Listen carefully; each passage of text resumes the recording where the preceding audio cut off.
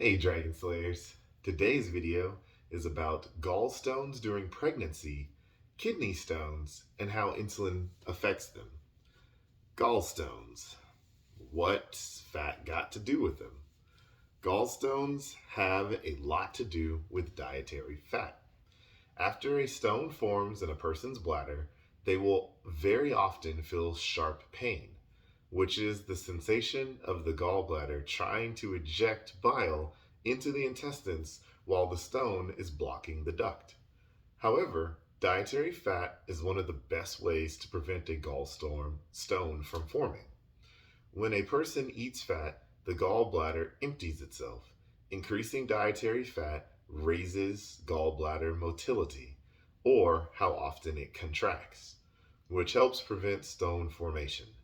All of this is why people who adopt a low fat, low calorie diet for weight loss quite commonly have an increased risk of gallstone formation and eventually may need to have the gallbladder removed. So, insulin slows gallbladder motility. In fact, the more insulin resistant a person is, the less the gallbladder contracts. And that's even true in people who haven't been diagnosed with insulin resistance. Research has shown that even a 4-hour infusion of insulin, creating an acute state of hyperinsulinemia, reduces the gallbladder function. Let's look at pregnancy and gallstones. Pregnancy increases the risk of developing gallstones, or a thicker bile termed sludge, which is an early warning for stone formation. Interestingly, the sludge resolves itself to normal consistency once the pregnancy is over. Think back to previous videos where we talked about what else gets worse throughout pregnancy and gets better once the baby is born. That's right, insulin resistance. In fact, insulin resistance is the most predictive factor in developing bile sludge and may be the primary cause of pregnancy-related gallstone formation.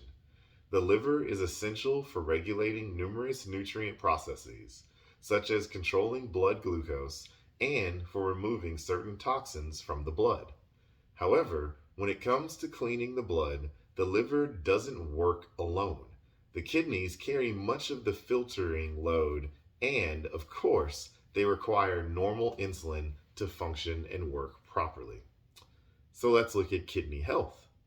While the kidneys are not a part of our GI tract, they occupy similar space in the body and share a similar role as the liver, removing toxins and metabolites from the blood and eliminating them via the urine.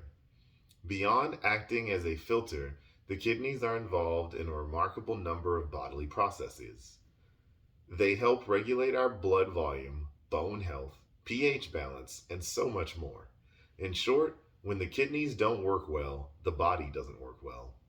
So let's look at kidney stones. The kidneys have the dubious honor of being involved in what many consider to be the most painful problem one can suffer, the passing of a kidney stone. In fact, ask a female friend who's gone through childbirth and passing a stone. I bet she tells you the stone was worse.